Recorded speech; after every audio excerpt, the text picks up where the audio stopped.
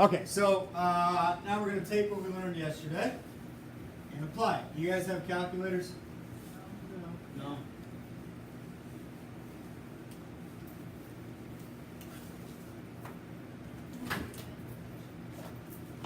Come on up, grab one. These are cheesy, but they work. You can now use your phone.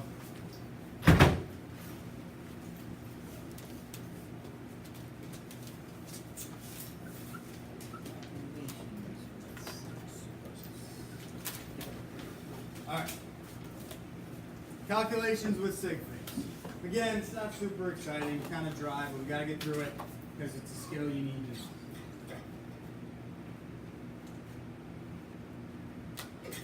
Now, before I get into this, you guys know how to round numbers. I expect at this point in chemistry you should know how, and I assume kids do, but you know what assuming means.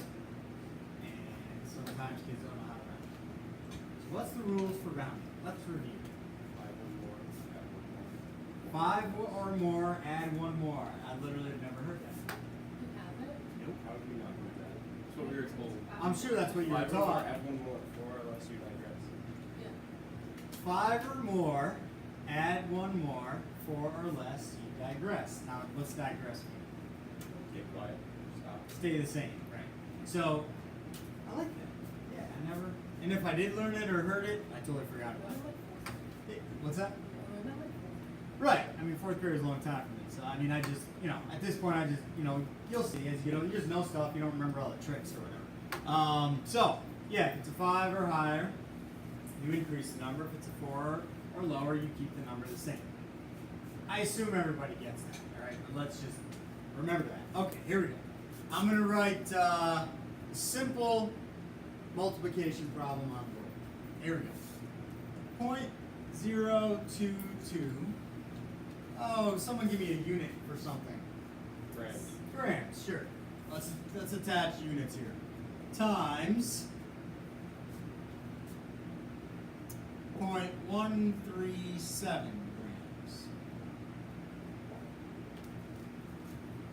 Go ahead and multiply that. Write down your answer. Keep all decimal places. Do not round anything.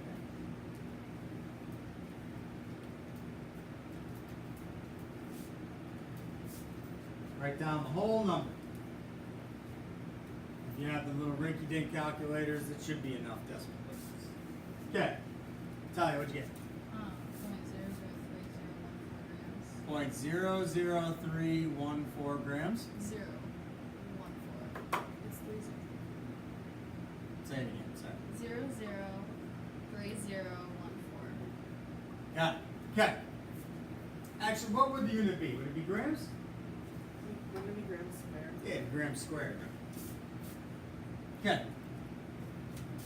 I think all these markers are slowly dying.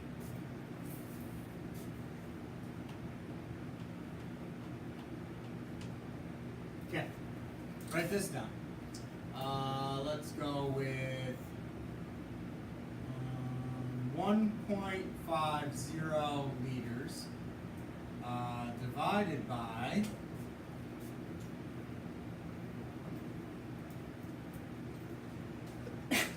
plus 0.75 liters.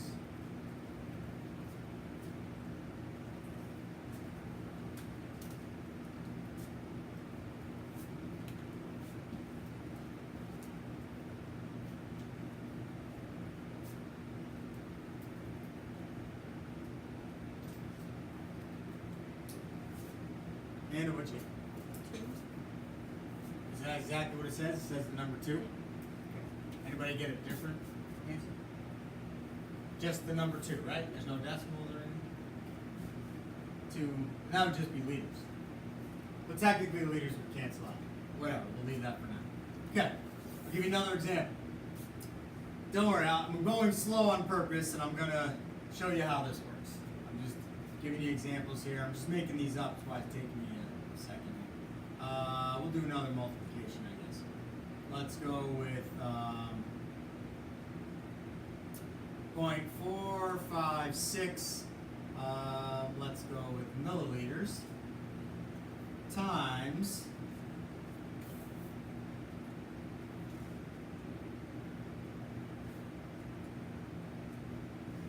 2.398 milliliters.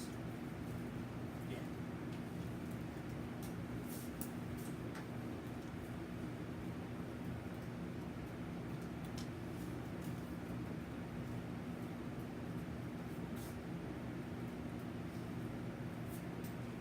Bella, what's the answer? All the decimals.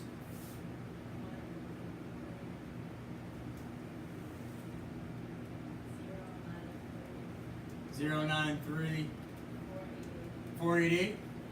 Okay, now it would be milliliters squared. Okay. These turned out good. I'm going to take a picture of this, use this period 6. Sometimes I'll make up numbers for this and it doesn't work out nice. And then I have to say, forget that, that didn't work out, and then that's like pretty bad. So, this worked out. Alright, now, the real answer to the first one is 0.0030 grams squared. This answer is 2.0 liters.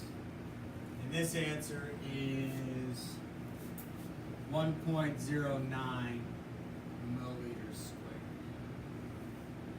Okay, so write all that down. And then I want you to think about this. What is the deal? What's the rule? Because when a Regents question says, show your calculations and round your answer to the proper number of significant figures, this is what I'm trying to teach you. So if this is the simple calculation, but you have to round your answer to the proper number of significant figures, you need to know the rule. So I gave you 3 examples. Think about it. Look at the answer on the calculator, right? And then look at the real answer according to significant figure rules, sig fig rules, which you guys for some reason think is funny. Go ahead, think about it. I'm gonna eat this banana, which is not really ready to eat. I'm gonna do it anyway. Go ahead, talk to somebody, figure it out. What's the rule? Business six. Can't even get the skin off.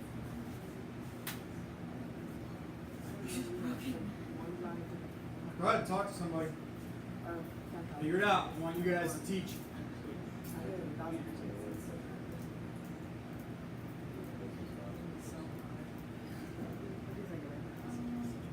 Anybody actually have a clue on what it is? No. I didn't think that was right. Throw it away. I'll eat it. It's disgusting. I'll It eat looks it. like it might. No, you won't. It's like hard. Probably all starchy. Right. Gross. Yeah, but there's some bruises. It's yellowed a little bit. I thought it was ready. The- Well, I thought it was ready enough. Nothing close to being ready. That was really gross. And I'm sure your take's hungry. All right. What do you guys think? I know you're putting me on this All right. Well, I'll go eat something else. Think about it. Simple? Simple is very simple. It's the regular math thing. What? The regular math thing. I don't know what that means. Regular math I thing. think that Sean said. What Sean say? The 5 or more. Yeah, but why did I round it the way I did? So number one, why did I round it to 0.0030? Sweet. Why didn't I keep the 1? Why did I add a 0.0 on the second one? Why did I round it to 0.09, not 0.0935? That's what I'm. Why is it rounded the way it is? Does it have to do with the units? Nope, units have nothing to do with it. Maybe these been answered right. That's great too. Yeah. Maybe. Yeah, but you know how sometimes they're green, but they're ready? No. No. Yeah, but that They one was taste like like plantains. actual green. They taste nasty. Focus on this. Come on, I want someone to figure it out. You want it simplified. Why is it simplified the way? Think significant fig. I'll give you one hint, and then I'll give you another minute.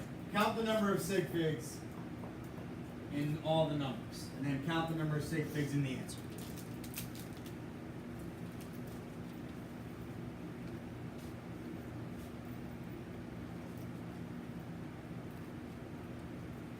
There's a pattern. Is it one less than the amount of sig figures in like the equation? Close. Alright.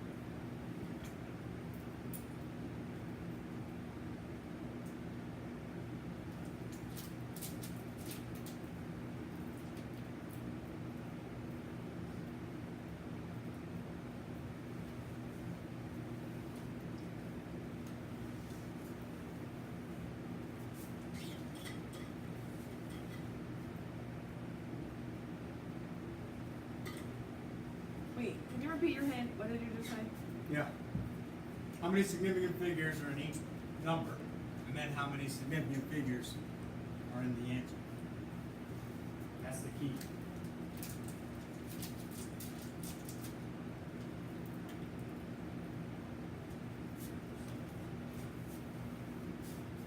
How many here?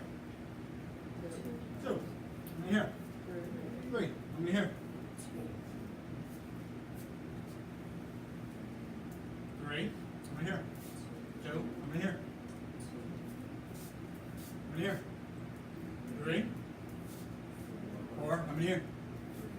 Here. How does it go in order? Like, because that. Let's do another example. Oh wait, I get it. 10.0 divided by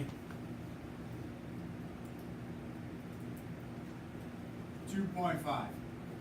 Keep it simple. What's that? 4, right? But the answer is actually 4.0. So we'll do meters and meters. Here's another example. 10 has 3 sig figs. 2.5 has 2. That has 2.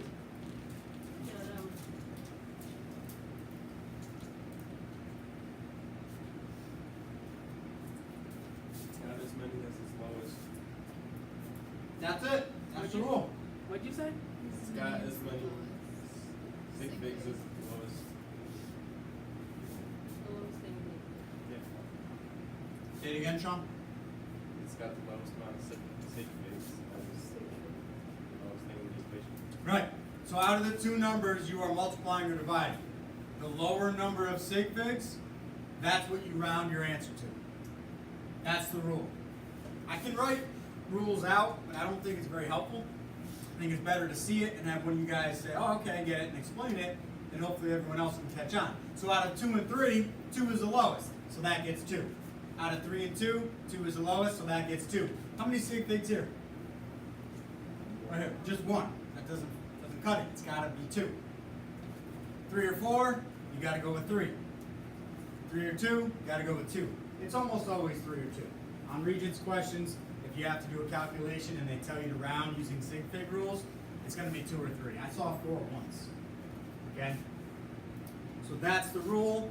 The lower number in the problem, that is how you round your answer. So remember yesterday, how did I introduce significant figures? What's the point? Why do these exist? Sound with me? Good. What did we do yesterday? What did I show you? These are more accurate. Right, so like the graduate cylinder and the beaker. The meter stick and then this, okay? This had more graduation marks, so it's, this had more graduation marks, so it's more significant. If you are making a measurement in lab or wherever it is, and you measure this number, and you measure this number, you measure this, you measure this, whatever these measurements are, your final answer, listen, this is the part that helps you understand why the heck we're doing this. Whether you like it or you care, I don't really care about that. I'm just explaining why this exists. The answer to whatever calculation you're doing can only be as accurate as your least accurate measurement. Let me say that again. Let's take this simple example. Okay? So this measurement has 3 significant figures. So it's more accurate than this one. This measurement has 2 significant figures. if you divide them, because that's a calculation you need to do, this answer must be as accurate as the least accurate number. It can't be as accurate as the most accurate number because this number was involved in the process. So the answer cannot be more accurate than the least accurate number in the problem. In other words, this number dictates how accurate the answer is. This number dictates how it. You can't take the number of sig figs in the more accurate number because you're ignoring the other one. So to err on the side of caution is the phrase, you go with the lowest sig figs because that matches, that's essentially the most accurate you can be given 2 sig figs in the problem. The most accurate you can be here is 3 because that has 3. And that's the explanation. Whether you fully get that or even care about it, I really honestly don't care that much. But I hate just teaching something and saying, you need to know it and for the regions and move on. That's why this exists. Alright? I mean, this happens in real life too.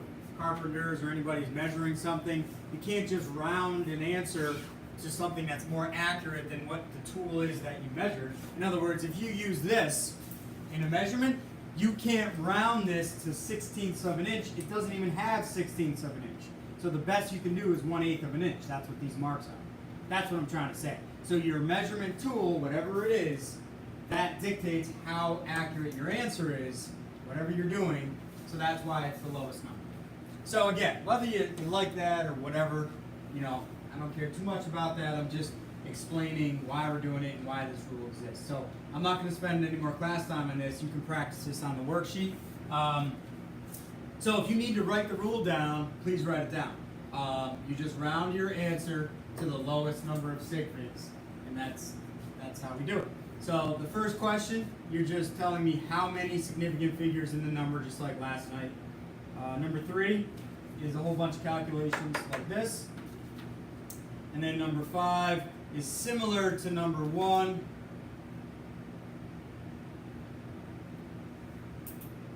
Okay, it says round each to 2 significant figures, so it wants you to practice rounding. Some of them are really weird, so good luck with that. Okay. Alright. Moving on. We're done with that. We'll go over the homework tomorrow. New stuff. Everybody got the rule at least? Everybody like it or not? Okay. Alright, here we go. First real unit here. Matter and energy. How much time? 10 minutes. Alright. Matter and energy. Alright.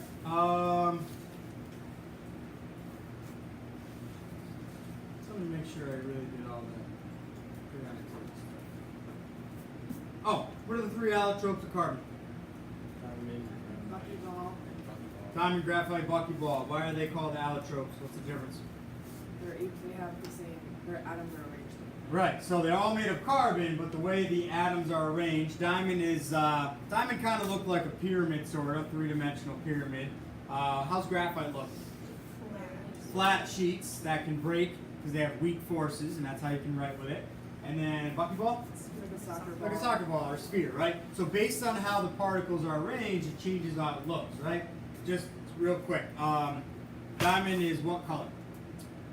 Clear, colorless. What about graphite? Like dark Grayish black, right? And buckyball, I told you, is found in soot, so it's black, but a different kind of black.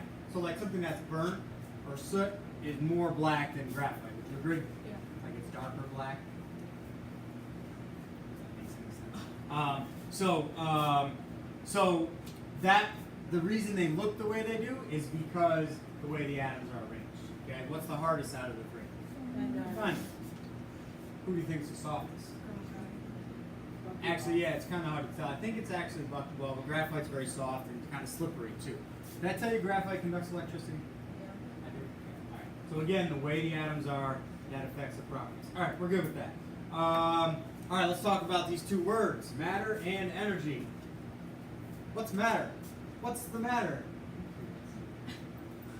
Angry. You're angry? Angry? I'm constantly angry. I just constantly hungry. Kind of stinks. Anyways, what's the matter? Doesn't matter like everything-ish. Sort of. Let's get a definition. What's matter? I'll start us off. Anything. So that's kind of what Reagan meant. Anything that has mass Look at me.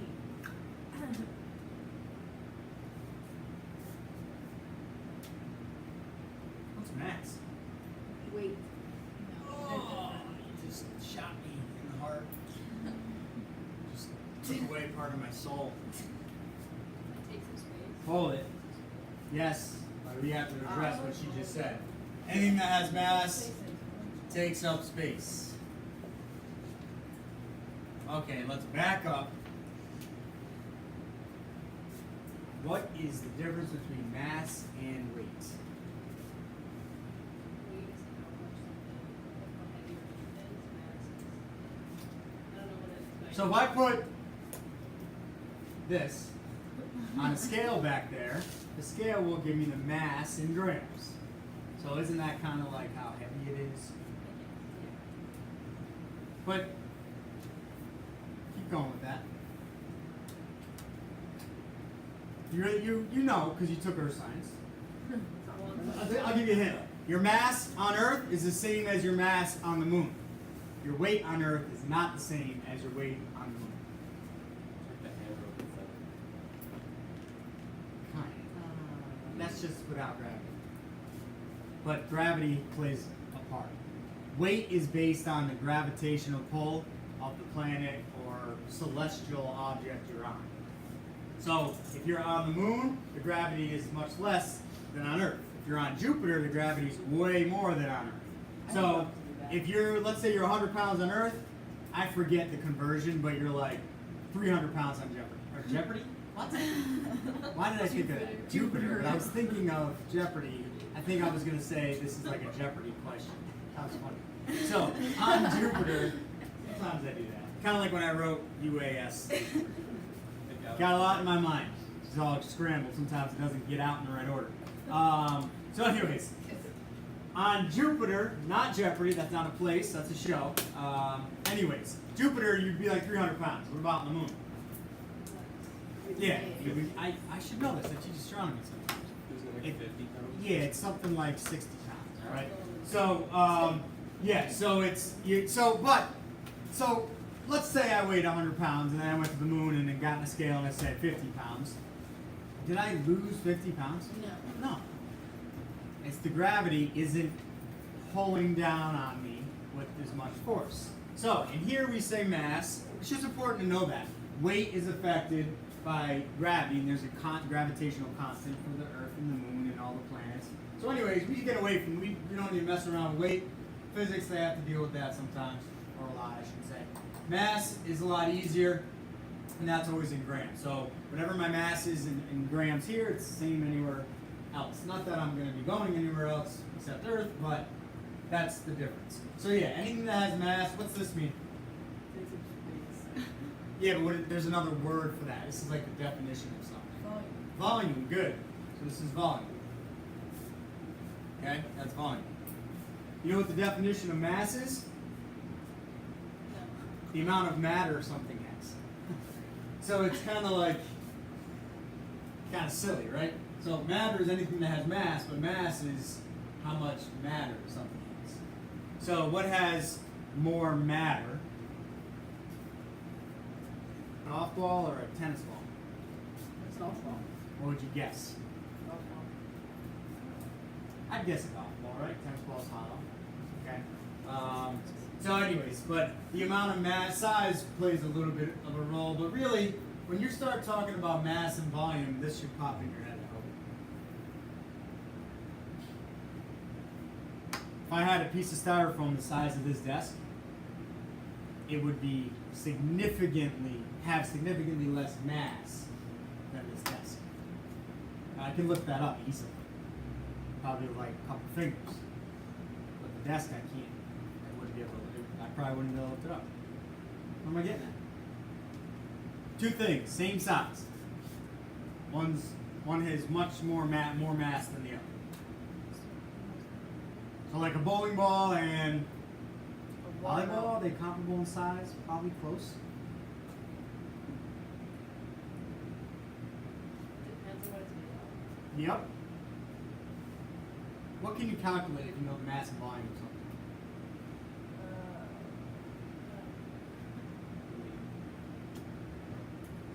Stop saying wait. So you have two substances that are the same size, but one has a way bigger mass. Much larger mass, to be more scientific. What does that mean? One's better than the other. Okay, if you throw a penny into a wishing well or water, whatever, will it sink? Yeah. Yes. The penny's like tiny, right? Density, thank you. Right.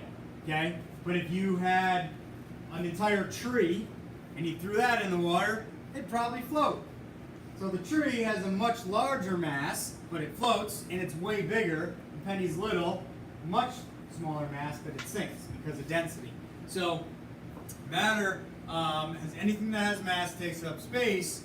Density is a big part of that. What is density? I like to review this because you need to know the concept of density. What is density? No. Don't tell me it's how much mass and volume something takes up. Can you increase the density of this classroom? In terms of people, could we increase our density? Yes. How? Adding more people. Say you can't do that. You guys ever see a population density map?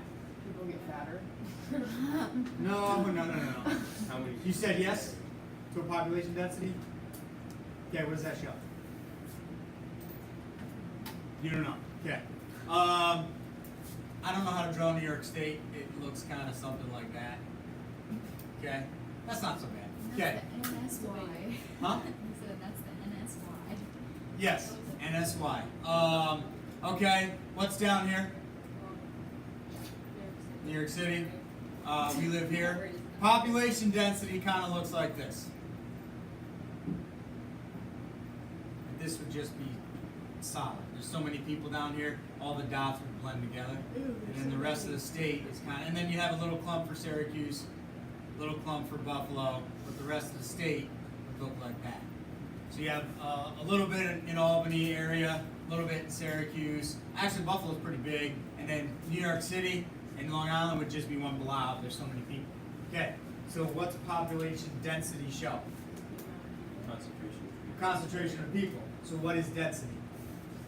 The concentrations of Yeah, but what does that mean? Think. What is these areas compared to the rest of the state? Yes, you said concentration. Give me another way to explain that. solid. The people are compact, really close together, right? And the rest of the state is more spread out. So what's density based on? The atoms that are How close particles are together. So if you have something that's a solid, particles are very, very, very close together. What would a gas look like if I had a gas over here?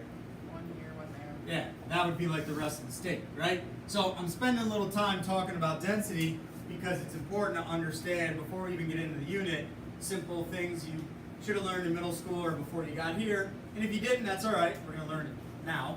But density really is based on how close particles are, not what? How much? Right, the weight or mass. Has nothing to do with density. Okay, it's how close particles are, and that, how close they are, affects how much space they take up. So we'll talk more about that tomorrow. Don't forget the worksheet due tomorrow. Bell's gonna ring. There it is.